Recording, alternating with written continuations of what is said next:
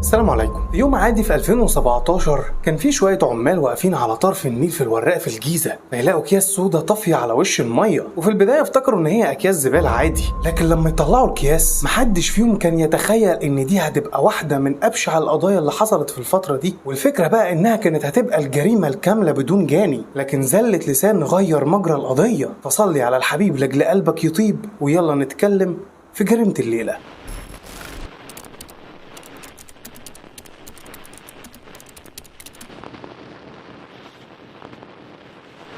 عشان نفهم التفاصيل القصة دي كويس فمحتاجين نرجع لسنة 2000. كان في شاب اسمه علي، واللي كان عنده في الوقت ده 20 سنة، وعايش وسط عيلة متوسطة مع أمه وإخواته ال5. وعلي بعد ما خلص تعليمه اشتغل سواق عشان يبتدي يكون نفسه، واللي كان مشجعه على كده هي نيفين. ونيفين في الوقت ده عندها 20 سنة، والاتنين كانوا مرتبطين ببعض. ونيفين من النوع اللي شخصيتها قوية، ودايما لما بتكون عايزة تعمل حاجة بتعملها، وعلي حب الموضوع ده جدا فيها، لحد ما يجي يوم وعلي يروح يتقدم لنيفين. لكن اللي حصل كان عكس توقعاته تماما، وده لان اهل نيفين رفضوه علشان ظروفه الماديه ضعيفه، وشايفين ان هي تستحق واحد يكون ظروفه الماديه احسن من علي. علي طبعا يتصدم لما يسمع الكلام ده من اهل نيفين، بس يتصدم اكتر لما يلاقي نيفين ساكته وما حاولتش تعترض حتى على كلام اهلها. والمشكله هنا ان سكوتها ده كان مختلف عن طباعها. بس المفاجاه بقى انه بعد كام شهر بس واحد شغال تاجر ومرتاح ماديا يروح يتقدم لنيفين، وساعتها عيلتها هيوافقوا عليه، ونيفين في نفس الوقت توافق عليه بدون تفكير. وبعد اقل من سنة نيفين تتجوز وتنقل حياتها لبيت جوزها. وطبعا علي ما كانش مصدق ان كل ده حصل، بس علي ما حطش الموضوع في باله وقرر ان هو ينشغل بحياته. وبالفعل اشتغل على نفسه ويشتري شقة عشان يبتدي يجهزها، وساعتها يتعرف على واحدة اسمها رحاب، ويلاقي فيها مواصفات الزوجة اللي هتكون مناسبة ليه، فيقرر ان هو يروح يتقدم لها ويخطبها، وبعدها بكام شهر يتجوزوا. ونيفين وعلي ينسوا بعض تماما، لكن الصدفة تجمعهم تاني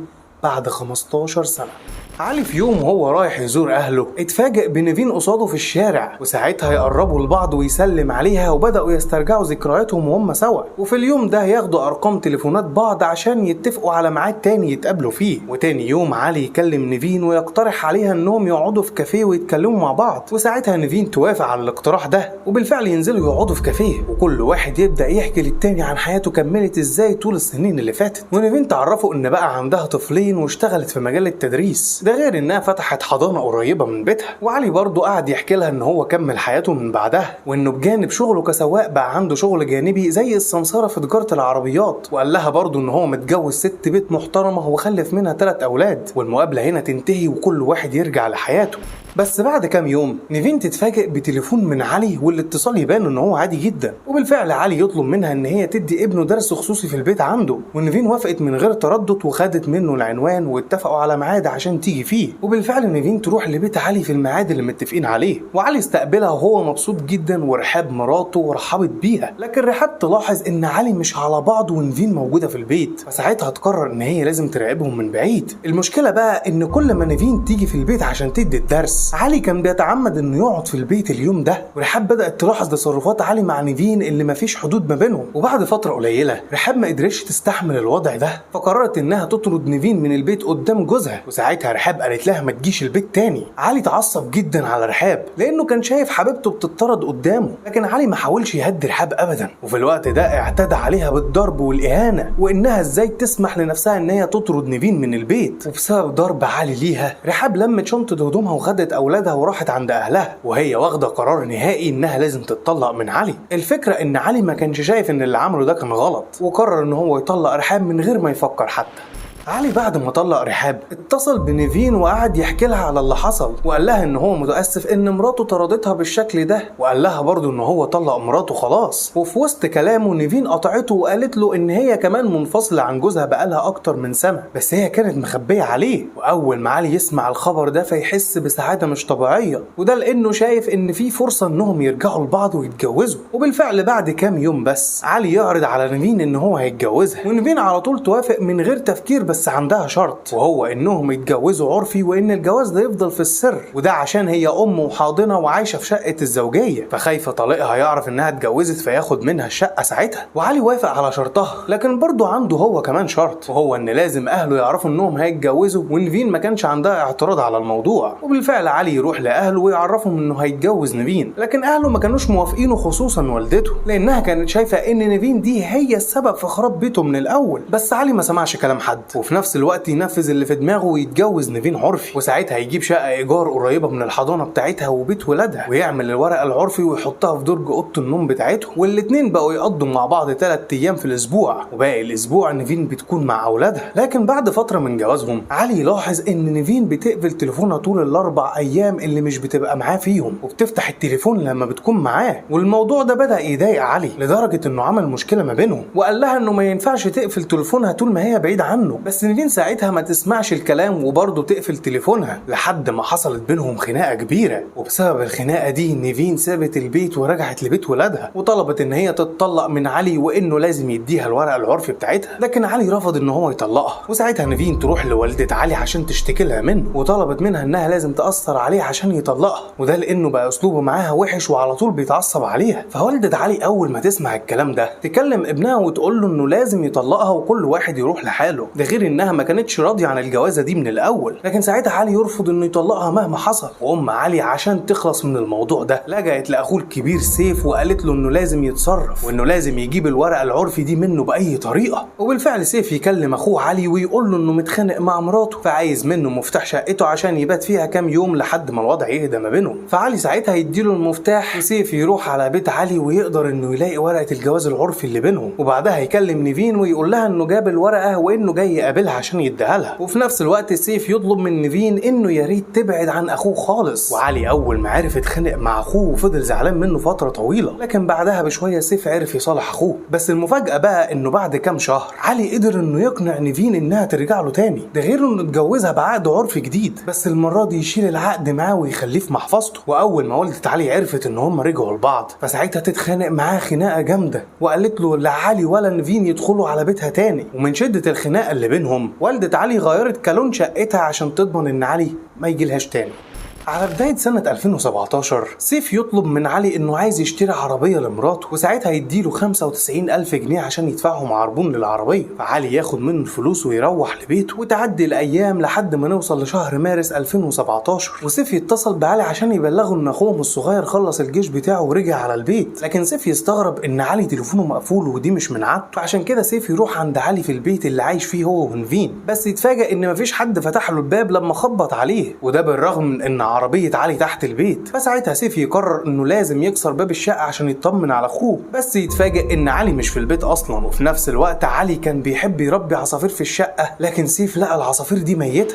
المهم سيف قعد يتصل على صحاب علي عشان يعرف مكانه فين، لكن صحابه ما يعرفوش عنه اي حاجه بقالهم كذا يوم. فساعتها يتاكد ان الشخص الوحيد اللي يعرف اخوه فين هي نيفين، وبالفعل سيف يقدر يوصل لنيفين، وساعتها يسالها عن اخوه، لكن نيفين تقول له ان هي اتطلقت منه بقالها فتره وما تعرفش عنه اي حاجه. لكن سيف هنا يتعصب عليها ويقول لها انها بتكذب، وانه عارف انهم لسه العلاقه مستمره ما بينهم وانهم ما انفصلوش لسه. بس الصدمه بقى اللي خدتها نيفين بجد ان سيف قال لها ان اخوه علي كان مديله ميموري كارد عليه صور ليها وفيديوهات وهي معاه اثناء العلاقه، وان الصور والفيديوهات دي من وقت قريب. علي يعمل حاجه زي كده ليه؟ هنعرف كمان شويه. المهم ان نيفين وهي بتسمع الكلام ده مش مستوعبه، لكن اول حاجه هي تعملها هي انها تطلع من شنطتها ميموري كارد تانية وعطتها لسيف، وقالت له ان علي كان بيخونها وانه على علاقه بكذا ست تانية، وهي عرفت كده من خلال الصور والفيديوهات اللي على الميموري اللي كانت معاه، وان اكيد علي دلوقتي عنده واحده من عشيقاته. وبعد ما اديته الميموري كارد سابته ومشيت. وبعد يومين بالظبط والدة علي تقابل نيفين بالصدفة في الشارع، وأول ما تشوفها تمسك فيها وتقول لها إن هي السبب في اختفاء ابنها، وإنها لازم تيجي البيت عندهم بالليل تقول لهم علي راح فين، عشان لو هي ما جاتش فوالدة علي هتروح تعمل بلاغ في الاسم وتتهمها فيه باختفاء ابنها. وساعتها نيفين توافق تروح لهم على البيت، وأول ما تدخل البيت تلاقي سيف ووالدته وعم علي قدامها، وفضلوا يسألوها كتير عن علي، بس نيفين أصرت إن هي ما تعرفش مكانه، وقالت لهم إن هي منفصلة عنه بقالها كتير. وفي نفس الوقت ده سيف وسيف يتعصب ويدخل المطبخ عشان ياخد سكينه ويحطها على رقبتها، وساعتها يهددها انها لو ما قالتش علي فين هيقتلها. لكن عمه منعه وحاول يهديه وقال له انه هيضيع حق اخوه بالشكل ده ومش هيعرفوا مكانه، وقال لنيفين انه قدامها اسبوع وبعد الاسبوع ده هيبلغوا عنها. وبالفعل يعدي اسبوع وسيف يحاول يكلم نيفين لكن تليفونها مقفول، وساعتها يتاكد ان نيفين هي السبب في اختفاء اخوه. فسيف ياخد والدته ويروحوا القسم عشان يعملوا بلاغ تغيب لعلي ويتهموا فيه نيفين. وسيف قال لهم في البلاغ ان اخر مره شاف اخوه فيها اداله 95,000 جنيه عشان يدفعهم عربون العربيه، ده غير ان معاه في محفظته ايصالات امانه نيفين ماضيه عليها ومعاه عقد الجواز العرفي بتاعها. وخلينا نحط تحت كلمه ايصالات امانه نيفين ماضيه عليها دي 100 خط، وعشان كده رجال الشرطه تعمل ضبط واحضار لنيفين عشان يتفتح معاه تحقيق، وساعتها تقول على كل حاجه بالتفصيل عن علاقتها بعلي، وفي نفس الوقت تقول لهم ان هي ملهاش علاقه باختفاء، وده لانها بتحبه وهو كمان بيحبها وبيثق فيها. لكن لما رجال الشرطه يسالوها هل استلمت منه ايصالات الامانه بتاعتها ولا لا، فساعتها نيفين تتوتر وتقول لهم ان هي ما خدتش حاجه منه. وبسبب زله اللسان دي رجال الشرطه يعرفوا ان نيفين مخبيه حاجه، ويستمر التحقيق مع نيفين لحد 4 الفجر، وساعتها رصيد سترها يخلص. ومن هنا هتسمع اعترافات من اقذر ما يكون.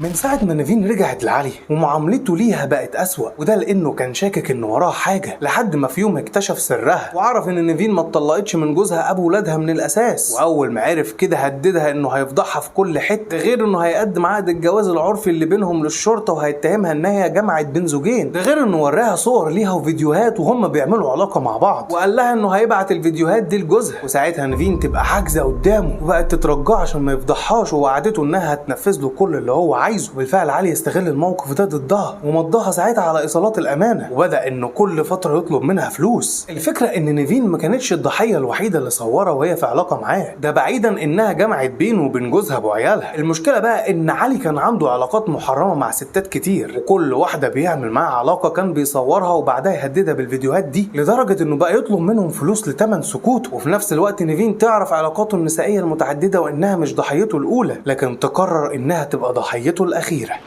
نيفين قعدت تفكر ازاي هتخلص من علي بطريقه ذكيه وتبقى بره دايره الشك، واستغلت ان علي مش بيروح لوالدته لصالحها، بس اكتشفت ان هي مش هتقدر تنفذ الخطه اللي في دماغها دي لوحدها. وساعتها ما تلاقيش حد قدامها غير منى اللي عندها 31 سنه وشغاله عامله نظافه في الحضانه بتاعت نيفين. وهنا نيفين عرضت على منى انها هتديها 20,000 جنيه مقابل انهم هيخلصوا من علي. المشكله ان منى وافقت على طول ان هي هتساعدها في كده، وبصراحه انا مش فاهم الناس دي بتفكر ازاي. المهم نيفين ومنى يبداوا يرسموا خطتهم عشان يبتدوا في تنفيذها في اسرع وقت. فنيفين تتصل بعلي وتقول له ان في واحده صاحبتها عايزه تبيع شقتها وانهم محتاجينه عشان يكون معاهم، لكن علي يقول لها انه وراه مشوار مهم عشان راح يدفع العربون بتاع العربيه اللي عايزها اخوه. ولما نيفين عرفت ان معاه فلوس فصممت انه يقابلها الاول وبعدها يروح مشواره، وفهمته ان الموضوع هيخلص بسرعه ومش هياخد منهم وقت. فعلي يوافق وياخد العنوان من نيفين عشان يروح له، واول ما يوصل الشقه يلاقي نيفين ومنى مستنيينه. وساعتها منى تدخل المطبخ وتعمل نسكافيه لعلي وتحط جوه النسكافيه 3 اقراص منوم، وعلي بعد ما يشرب النسكافيه بنص ساعه يبتدي يدوخ وبعدها يغمى عليه. وساعتها نيفين تاخد منه موبايلاته الاثنين وتكسر واحد فيهم وتاخد من التاني الميموري كارد اللي لقت عليه فيديوهات ليه في علاقه مع واحده تانية، ده غير انها خدت المحفظه اللي فيها عقد الجواز العرفي بتاعها، وكمان خدت ايصالات الامانه اللي هي ماضيه عليها، وخدت كل الفلوس اللي معاه. بعدها منى تدخل المطبخ وتجيب سكينه وساطور كانت لسه شارياهم قبل الجريمه بيومين، واول حاجه يعملوها ان هم يذبحوه ويفصلوا راسه عن جسمه عشان يتاكدوا انه مات، وبعدها يدخلوا في مرحله تقطيعه. وبالفعل فصلوا اطرافه الاربعه وحطوهم في اكياس وقفلوا عليها كويس، وفي نفس الوقت يحطوا العضو الذكري وراسه مع باقي اعضائه التانيه في شنطه سفر. وبعدها نيفين تاخد الشنطه وتنزل بيها على اخر الليل ورمتها في النيل في امبابه، ورمت معاها ادوات الجريمه. اما منى فخدت باقي الاطراف على كيسين ورمتهم في الوراق في النيل. وبعدها نيفين ومنى رجعوا الشقه تاني عشان ينظفوها ونزلوا على طول.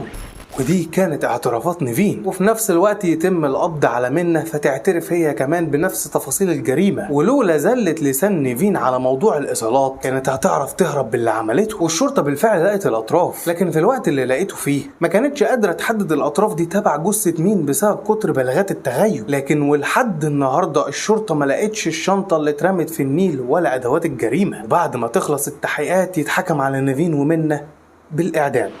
طبعا علي كان شخص قذر لأبعد الحدود، والحقيقة أنا مش فاهم ليه شخص يصور علاقاته بالستات ويبتزهم، لكن اللي مش فاهمه بجد وأنا بحضر القضية ليه يبعت الفيديوهات دي لأخوه من الأساس. حقيقي مستوى القذارة في القضية دي كان واصل لأبعد حدوده، والضحية في القضية دي كان جاني. وبرضه مش فاهم إيه اللي يخلي واحدة زي نيفين تجمع بين زوجين، وإزاي قدرت تتعايش مع نفسها وهي في علاقة بين راجلين. قضية مليانة قذارة فعلا.